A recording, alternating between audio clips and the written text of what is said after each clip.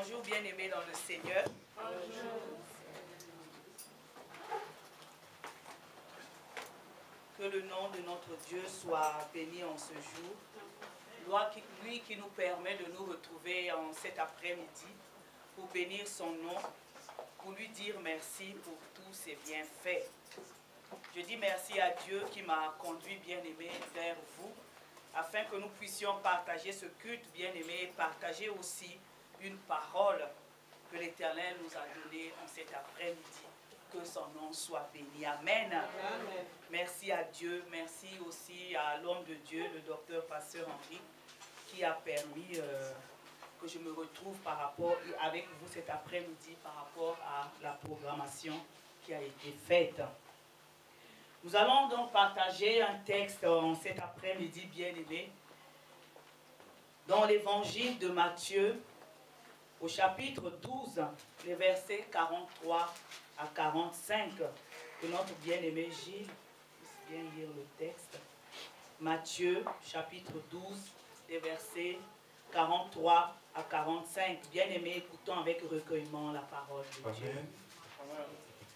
Lorsque l'esprit impur est sorti de l'homme, il va par les lieux arides, cherchant du repos, et il n'en trouve point. Alors il dit, je retournerai à ma maison d'où j'en suis sorti, et quand il arrive, il la trouve vide, balayée et ornée. Il s'en va, il prend avec lui 7 autres esprits, plus méchants que lui. Il entre dans la maison, s'y établit, et la dernière condition de cet homme est pire que la première. Il en sera de même pour cette génération méchante. Amen. Amen. Bien-aimé, est-ce qu'on peut acclamer la parole de Dieu?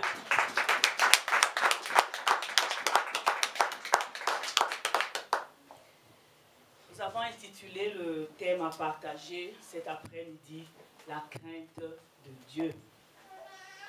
Bien-aimé, le Seigneur allait de ville en ville enseigner la bonne nouvelle du royaume de Dieu. Il enseignait l'évangile de vie. Il guérissait tous les malades. Et sur son chemin, il faisait face à toutes sortes de personnes. Toutes ces personnes qui suivaient le Seigneur Jésus n'avaient pas les mêmes intérêts. Il y avait dans cette foule des personnes qui, en l'entendant enseigner la parole, disaient « Aucun homme n'avait parlé comme lui » parce qu'ils avaient reçu la parole de Dieu et savaient qui était celui qui apportait cette parole de vie. Et c'était Jésus-Christ, le Fils de Dieu. Amen. Amen. Ils recevaient cette parole qui faisait d'eux des personnes différentes. Jean nous dit au verset 12 et 13 du chapitre 1, « Mais à tous ceux qui l'ont reçu, à ceux qui croient en son nom, il a donné le pouvoir de devenir enfants de Dieu, lesquels sont nés non du sang, ni de la volonté de la chair, ni de la volonté de l'homme, mais de Dieu. » Ces personnes ont vu leur vie transformée. Bien-aimés dans le Seigneur, on ne peut pas véritablement rencontrer le Seigneur et demeurer la même personne. Amen. La rencontre avec le Seigneur Jésus, recevoir Jésus-Christ dans sa vie, l'avoir comme Seigneur et Sauveur personnel est une chose merveilleuse. Lui, la véritable lumière, qui venant dans le monde éclaire tout homme. Dans cette foule qui suivait le Seigneur Jésus, toujours selon les besoins de chacun, il y avait ceux qui voulaient être guéris, délivrés, car ils souffraient dans leur chair, ils souffraient dans leur âme, et ceux qui avaient l'esprit tourmenté, et tous étaient guéris selon la manière de faire du Seigneur Jésus. Comme souvent dans l'accomplissement de sa mission bien-aimée, le Seigneur Jésus se retrouve face à face avec des gens qui se glissaient dans la foule uniquement pour des desseins contraires à ceux de Dieu. Il n'était là pas pour entendre la parole de Dieu, ni pour glorifier le nom de Dieu au travers des prodiges et des miracles qui s'accomplissaient dans la vie des gens et pour lesquels pourtant ils étaient témoins. Mais leur cœur était très loin de Dieu. Ils venaient pour s'aimer le trouble, chercher à tendre les pièges au Seigneur Jésus. Ce jour-là encore, comme nous l'avons lu dans la parole de Dieu, ils se sont approchés du Seigneur, oubliant que le Seigneur connaissait l'état de leur cœur et leurs intentions, et il savait comment les traiter. La parole de Dieu nous dit, bien-aimés, car Dieu a tant aimé le monde qu'il a donné son Fils unique afin que quiconque croit en lui ne périsse point, mais qu'il ait la vie éternelle. C'est un verset qu'on connaît, qu'on répète, bien-aimés. Même pendant le sommeil, on peut bousculer pour dire Jean 3,16. C'est sûr que l'on va le réciter tranquillement. Mais est-ce qu'on connaît, on prend en compte la profondeur de ce verset? Bien-aimé, Dieu n'a pas mis de limite. Il n'a pas privilégié une catégorie de personnes, mais il a dit quiconque, à condition de croire au Fils de Dieu. Croire que le Seigneur Jésus est le seul capable d'accomplir dans sa vie, faire confiance en celui qui est la solution de Dieu pour l'humanité. Amen. Jésus-Christ est l'opportunité de Dieu aux hommes. Ce nom puissant, bien-aimé, adoré par tout enfant de Dieu, ce nom puissant, redouté par les ennemis de Dieu. Tout genou fléchira et toute langue confessera que Jésus-Christ est Seigneur à la gloire de Dieu le Père. Amen.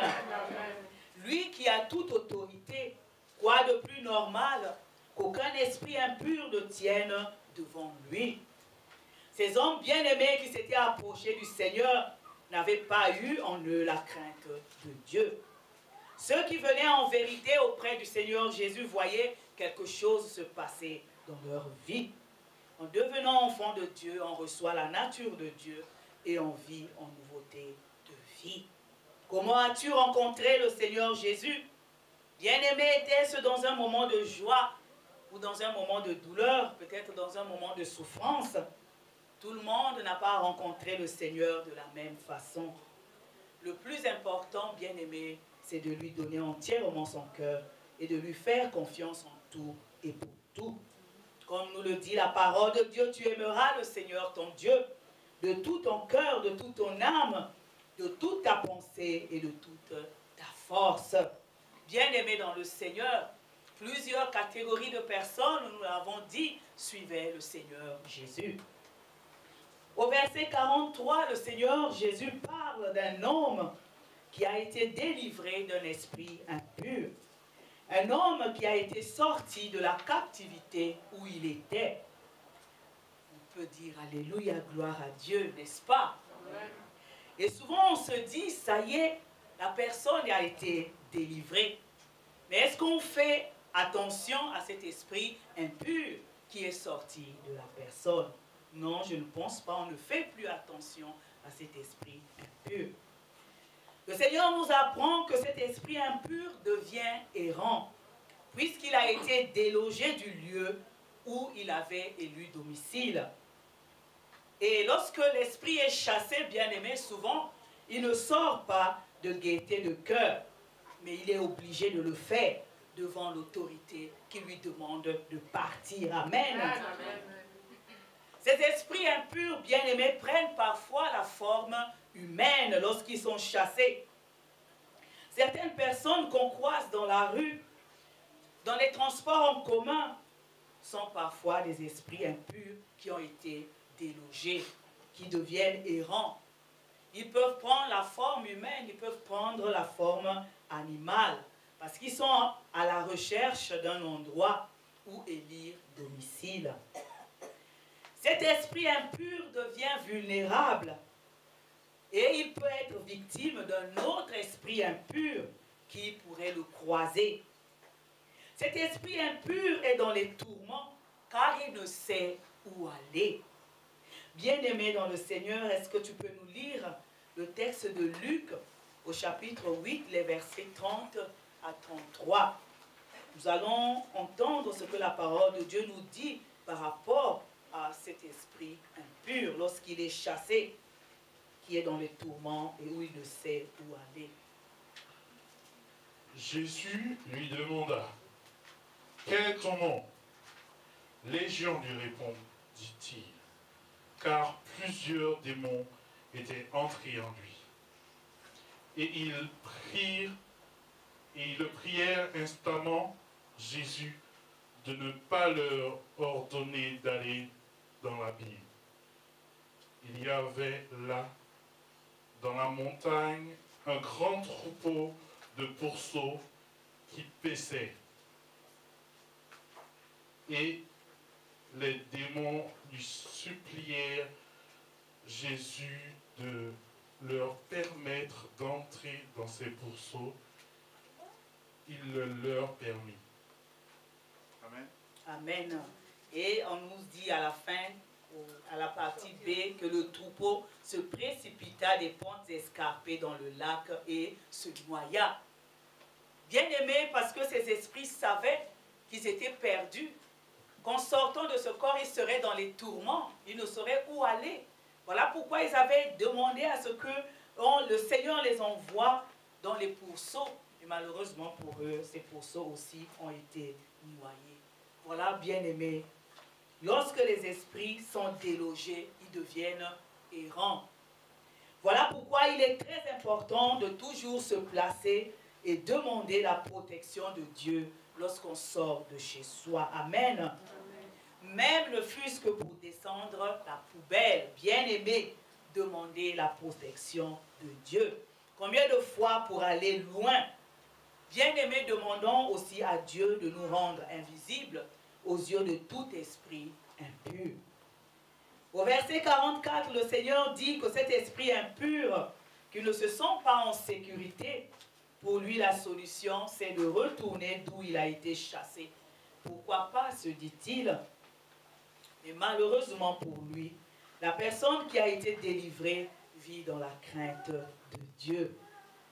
Cette personne sait d'où est-ce que le Seigneur l'a sorti.